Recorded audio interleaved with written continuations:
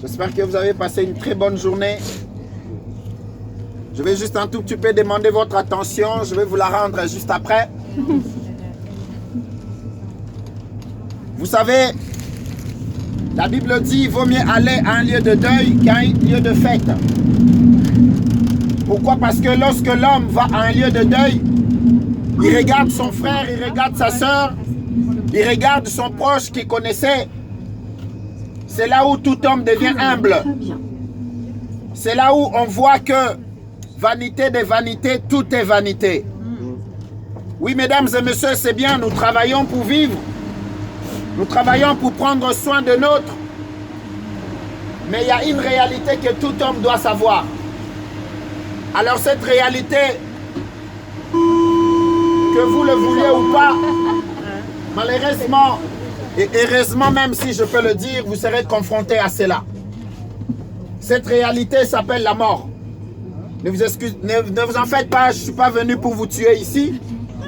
Je souhaite que vous viviez longtemps parce que Dieu le veut. Mais seulement la plus grande question que vous devez vous poser, c'est où ira votre âme après la mort. Plusieurs se disent, bon, moi, ces histoires-là, je suis venu, métro, boulot, dodo, je meurs, je disparais. Mesdames et messieurs, l'homme n'est pas un animal. L'animal meurt, disparaît, mais l'homme ne disparaît pas. Pourquoi? L'homme ne disparaît pas parce que l'homme est éternel. Vous et moi, nous sommes éternels. Quelqu'un va me dire, mais pourquoi on meurt? Oui, tu meurs parce que ton corps retourne dans la poussière, mais ton âme continue à vivre. Et la plus grande question est de savoir si le jour où tu mourras, ça va t'arriver, ça va m'arriver aussi, ça sera où sera ta destination. Il y en a de ceux qui descendent, il y en a de ceux qui montent, c'est comme ça la vie. Un jour, tu descendras dans le train de la vie. Et ta destination sera où? Un chanteur français a dit, nous irons tous au paradis. On ne peut pas aller tous au paradis, mesdames et messieurs. Parce que le paradis est un lieu saint. Le paradis est un lieu pur. Où ceux qui y vont doivent avoir le visa. Doivent avoir le ticket. Bah oui, le visa. Parce qu'il y a quelqu'un qui l'accorde, monsieur. Alors, maintenant, qu'est-ce que vous devez faire pour avoir ces visas? Aujourd'hui, pour aller dans un pays, si vous avez besoin d'un visa, la première des choses, vous allez remplir toutes les conditions de l'ambassade. Photo passeport, amener l'argent de timbre, amener tel document. Vous avez tout ce qu'il faut, vous avez votre visa. C'est pareil avec le ciel. Ne pourra aller au ciel que celui qui a réuni toutes les conditions. Et ces conditions, c'est quoi? Plusieurs personnes disent non, moi je fais du mal à personne. Moi je paye mes impôts. Je ne tue pas les gens, je ne vole pas. Ça, ce ne sont pas les conditions pour aller au ciel. Les conditions pour aller au ciel, c'est d'avoir fait la paix avec le Seigneur, avec le propriétaire du ciel. Et le propriétaire du ciel s'appelle Dieu. C'est lui qui nous a créés tous, noir, rouge, jaune, vert si vous voulez. Et pour avoir le visa ou l'accès au ciel, vous devez être en réconciliation avec lui. Et le seul moyen pour que l'homme se réconcilie du Créateur, il faut que ses péchés soient pardonnés. C'est quoi le péché? Le péché, c'est la transgression de la loi. Nous tous, nous avons déjà transgressé la loi. Celui qui n'a pas menti est exempté de cela. Qui n'a jamais menti ici, je lui donne 50 € tout de suite.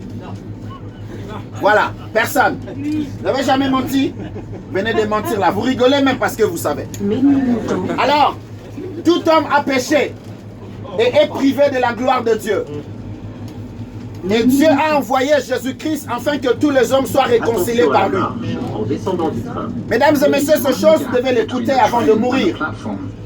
Peut-être vous n'en avez pas besoin maintenant. Ne vous en faites pas. Vous savez, quand on vous propose l'assurance, vous êtes libre de prendre ou pas. Mais le jour où le problème arrive, c'est le jour où vous allez regretter. Alors aujourd'hui, je vous propose de faire la paix avec votre Créateur. Je vous propose de chercher la rémission de vos péchés comme je l'ai fait. C'est à ces prix-là que vous irez au ciel.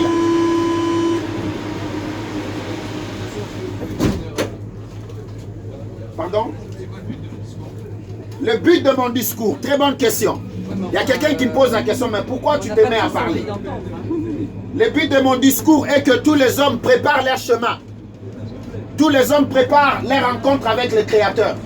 C'est ça le but de mon discours. Vous savez, lorsqu'il y a un danger devant, vous devez avertir aux gens pour dire attention, il y a un danger devant. Et ce message, tous les hommes doivent écouter cela. Parce qu'un jour, tu vas mourir. Peut-être aujourd'hui, tu n'as pas besoin de Dieu. Mais un jour, tu les chercheras, peut-être ça sera trop tard. Alors Dieu, dans son amour, aujourd'hui, te tend la main. Pour te dire que tu as encore l'occasion, tu as encore l'opportunité de faire la paix avec Dieu. Plusieurs se disent, bah, c'est un fou. Il se met à parler. Moi, je ne crois pas en Dieu. Moi, je suis athée. Moi, je ne crois qu'à ce que je vois. Mesdames et messieurs, vous devez savoir que Dieu a fixé un jour où il va juger tous les hommes. Et la Bible dit tout ce que nous parlons, tout ce que nous disons est enregistré. Le jour où tu vas mourir, tu seras face à ton Créateur. Alors c'est le temps de se préparer, je pense. C'est le temps de faire la paix avec Dieu. C'est le temps de venir, d'accepter qu'on est pécheur et de s'humilier devant le Créateur. C'est pour cela la Bible dit ce message sera prêché jusqu'aux extrémités de la terre, après quoi viendra le jugement. Mais Dieu dans son amour ne veut pas que vous puissiez subir ce jugement.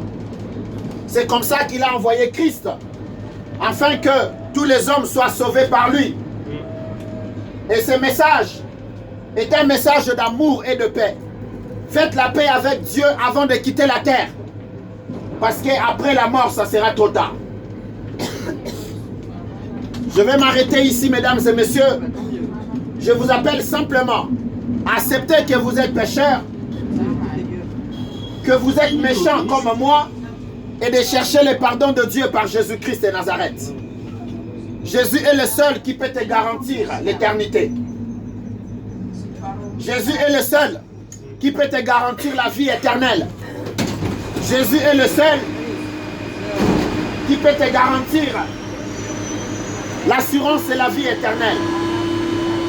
Alors pour cela, mesdames et messieurs, nous vous invitons à faire la paix avec Dieu. Et c'est à ce prix-là que vous serez sûrs d'aller au ciel.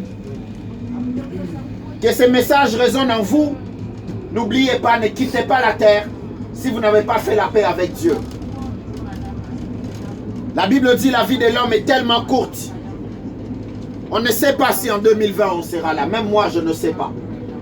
Car il n'appartient pas à l'homme de guider ses pas. La mort peut intervenir à tout moment. Et Dieu t'appelle aujourd'hui à faire la paix avec lui. Dieu te tend la main.